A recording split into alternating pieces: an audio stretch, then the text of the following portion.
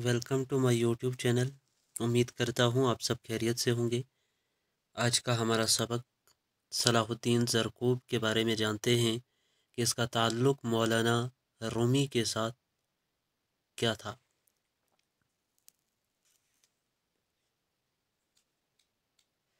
चलिए जानते हैं आज सलाहुद्दीन ज़रक़ूब के बारे में।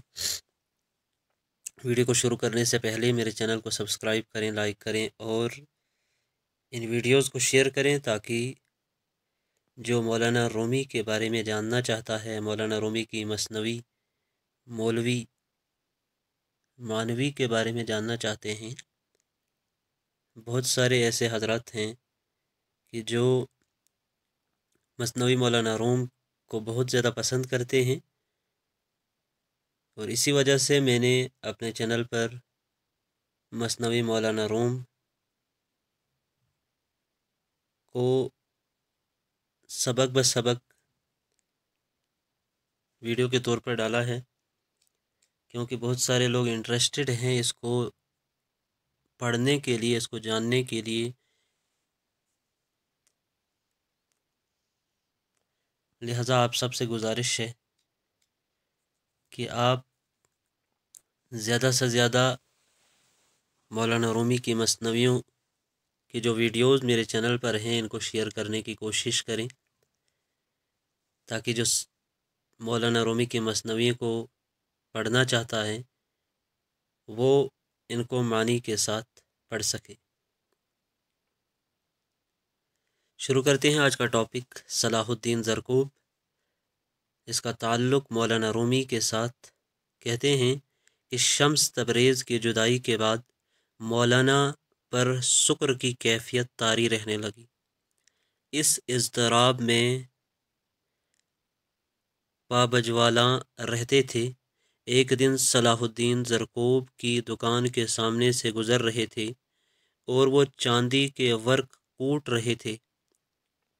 मौलाना पर उनके हथौड़े की आवाज़ ने समा का असर पैदा कर दिया। वहीं खड़े रहे और वजद की हालत तारी हो गई। थोड़ी देर बाद सलाहुद्दीन भी ज़रक़ूबी का शुगल छोड़कर मौलाना से बगलगीर हो गई। मौलाना ये शेर पढ़ रहे थे,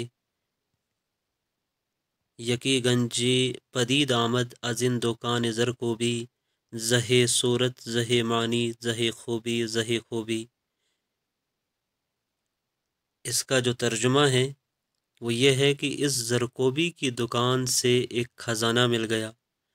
अजब सूरत, अजब मानी, अजब खूबी, अजब खूबी। ये थी मौलाना रूम की कैफियत, जो अपने मुर्शिद और पीर की जुदाई के गम में इतने डूबे हुए थे कि जब सलाहुद्दीन ज़रक़ूब की दुकान के सामने पहुँचे तो वहाँ उनके हथौड़े की आवाज़ ने मौलाना रूमी के दिल पर एक ऐसा असर पैदा कर दिया, ऐसा वजद तारी हो गया, जिसकी वजह से उसको अपने पीर व मुर्शिद शम्स तबरेज़ी की याद ताज़ा हो गई और बेसाख्ता वो ये शेर कहना शुरू कर दिया, यके गंजे पदीद आमद अजिन दुकान ज़रक़ूबी, ज़हे सूरत ज़हे मानी ज़हे खूबी ज़हे खूबी।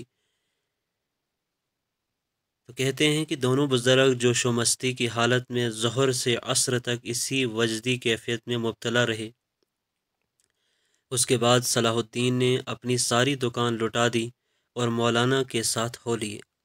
सलाहुद्दीन पहले भी ही साहिब हाल बुज़ुर्ग थे। सैयद बुरहानुद्दीन मुहक्किक से बैत थे और इस तरह पर मौलाना के हम उस्ताद थे। अब मौलाना को सलाहुद्दीन की सोहबत में सुकून मैसर आने लगा और मौलाना की और सलाहुद्दीन की सोहबतें गर्म होने लगी। 9 बरस तक इन सोहबतों का सिलसिला जारी रहा। 662 हिजरी में जब सलाहुद्दीन का इंतकाल हो गया तो मौलाना ने अपने मुरीद खास हज़रत हसामुद्दीन चिल्पी को अपना हमदम और हमराज बना लिया और मौलाना को उनसे इस दर्जा ताल्लुक़ खातिर पैदा हुआ कि उनका ज़िक्र ऐसे अल्फाज से करने लगे جیسا کہ کوئی اپنے مرشد و پیر کا کرتا ہے۔ پھر بھی حسام الدین مولانا کا اس قدر احترام کرتے تھے کہ مولانا کے وضو خانہ میں وضو کرنا بھی گستاخی تصور کرتے تھے، اور برف باری کے وقت بھی اپنے گھر جا کر وضو کر کے آتے تھے۔ یہی حسام الدین ہیں جو مولانا کے مثنوی لکھنے کا باعث ہوئے ہیں، اور مولانا نے ہر دفتر میں کہیں مطلع کیا ہے، کہیں دوسری جگہ نہایت عزت و احترام سے ان کا ذکر کیا ہے۔ 672 ہجری میں کونیا میں بہت شدت کا زلزلہ آیا، تقریباً 40 روز تک اس کے جھٹکے محسوس ہوتے رہے۔ اہل شہر نے مولانا سے اس پریشانی کا ذکر کیا تو مولانا نے فرمایا، زمین بھوکی ہے، کوئی تر لقمہ چاہتی ہے اور انشاءاللہ کامیاب ہوگی۔ چند روز بعد مولانا کا مزاج ناساز ہوا۔ ہر چند اتباع نے معالجہ کی تدبیریں کی، لیکن کوئی سود مند نہ ہوئی۔ مولانا مرض کی طرف بالکل متوجہ نہ ہوتے تھے۔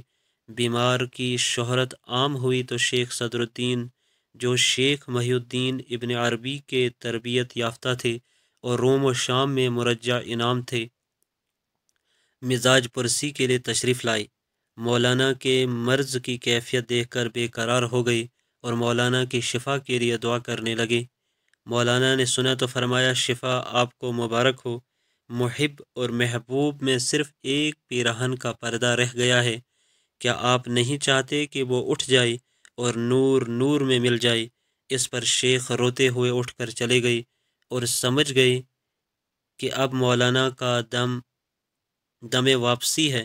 چنانچہ یکشنبہ کے دن 5 جمادی الثانی 672 ہجری کو مغرب کے وقت مولانا ہر مذہب و ملت کے لاکھوں انسانوں کو روتا ہوا چھوڑ کر عالم آخرت کی طرف روانہ ہو گئی اور کونیا کے پاک سرزمین میں ہمیشہ ہمیشہ کے لیے روپوش ہو گئی۔ تو یہ تھے صلاح الدین زرکوب اور مولانا رومی کو کس قدر اس کے ساتھ محبت ہوئی، کس قدر اس کے ساتھ صحبت میں رہنے لگے، اپنے پیر و مرشد کی جدائی کا وہ غم بھول گئی۔ یہ بھی ایک بہت بڑے شیخ تھے صلاح الدین زرکوب، کہ جس کے ساتھ مولانا نے کم سے کم 10 سال گزارے، اور اس کے بعد حسام الدین چلپی، جس کی مولانا روم بہت زیادہ عزت کرتے تھے، اور آخر کار اس کی وفات 672 ہجری میں ہوئی۔ امید کرتا ہوں کہ یہ ویڈیو آپ کو پسند آ گئی ہوگی۔ اب انشاءاللہ کل سے ہم